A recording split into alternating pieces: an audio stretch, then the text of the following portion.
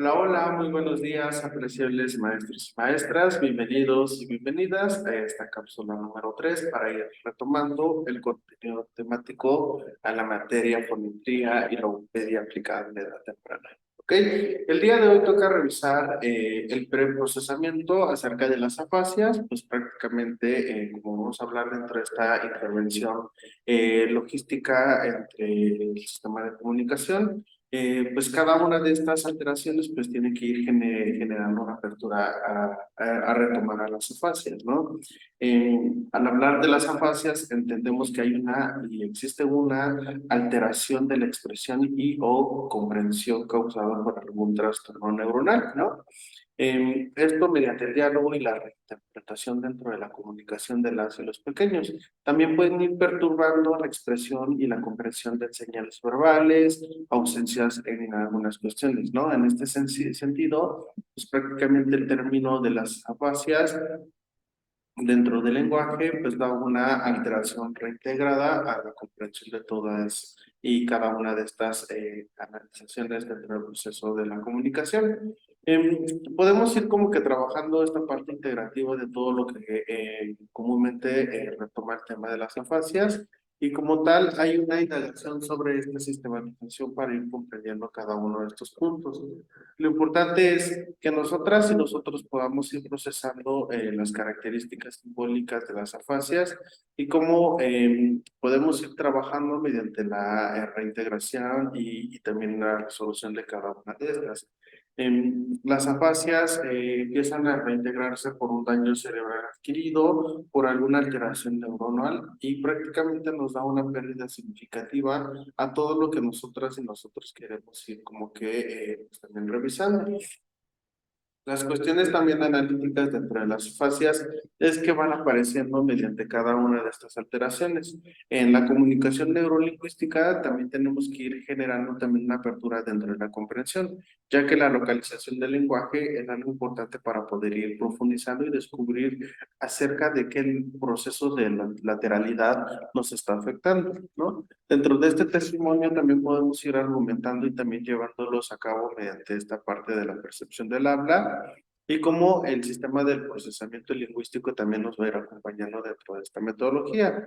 El habla continua, el análisis auditivo, los procesos léxicos, esta parte de los procesos semánticos también son importantes para poder ir conceptualizando las alteraciones de la lexicalización, ¿no? La forma verbal en cual los conceptos también se van encontrando representados en el léxico son muy importantes, los cuales también se van a ir abordando dentro de este trabajo sistematizado dentro del tema de las afasias.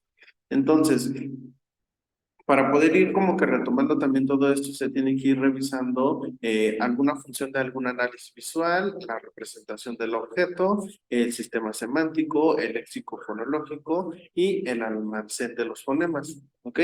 Acá lo interesante es que mediante este análisis evaluativo nosotros procesemos cómo la o el pequeño en la edad temprana empieza a revisar la representación del símbolo. Entonces, primero tiene que observar el objeto, después tiene que representar el objeto, después toca el sistema semántico en donde ya se integra el léxico fonológico y los fonemas, ¿no? Entonces, es una alteración también para que nosotras y nosotros podamos evaluar y más que nada encontremos una representación muy vivenciada. Otra manera que es muy importante también de poder trabajar esta parte de las afasias es mediante la lectura. La lectura y la escritura nos van a ayudar a comprender si la o el pequeño puede simbolizar, puede leer o comprender, analizar y reflexionar cada una de estas condiciones que puedan tener alguna alteración neurobiológica. Las afasias como tal, pues tienen que ir como que trabajando sistemáticamente dentro de esta parte neuropsicológica y cómo vamos adquiriendo el lenguaje. Hay particularidades en donde se tienen que ir comentando como la parte reintegrativa del lenguaje como un hecho holístico y cómo podemos ir almacenando también estos sistemas fraccionarios para poder ir generando transparencia y ir viendo la sintomatología y los trastornos de las afasias.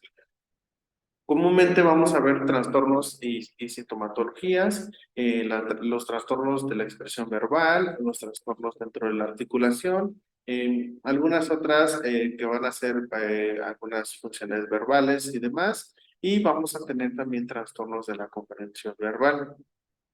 Esta funcionalidad nos va a ir ayudando también a ir viendo el cuadro dentro de las afasias y qué sintomatología van a tener, ¿no? También el trastorno del lenguaje escrito, el trastorno de la expresión escrita y demás van a ir aperturando también la secuencia también dentro de lo que podemos ir valorando y más allá de eso es como poder ir generando un punto muy vivenciado y muy estratificado para poder ir viendo las formas de acompañamiento. Acá lo importante es que las afasias van a estar dentro de una clasificación, van a haber clasificaciones intermedias, van a haber afasias que son dentro de un sistema muy degradado y como lo habíamos comentado anteriormente, vamos a ir viendo algunas alteraciones en el desarrollo del lenguaje y cómo esto también empieza a tener muchas repercusiones académicas en los pequeños, ¿no? Entonces, el tema de las afasias en realidad nos da pues prácticamente una categoría muy extendida acerca de lo que podemos ir procesando para la comprensión de cada una de estas opciones. Es importante que empecemos a trabajar con esta sistematización porque en el aula pues nos puede presentar alguna alteración en el desarrollo del lenguaje y al retomar el tema de las afasias, también es importante ir como que recopilando toda esta información, todo aquello que me va a servir y cómo voy rescatando cada una de estas partes que voy a ir procesando y más allá de eso, cómo voy a ir adquiriendo la capacidad y la sensibilización del trabajo con las y los pequeños, ¿no?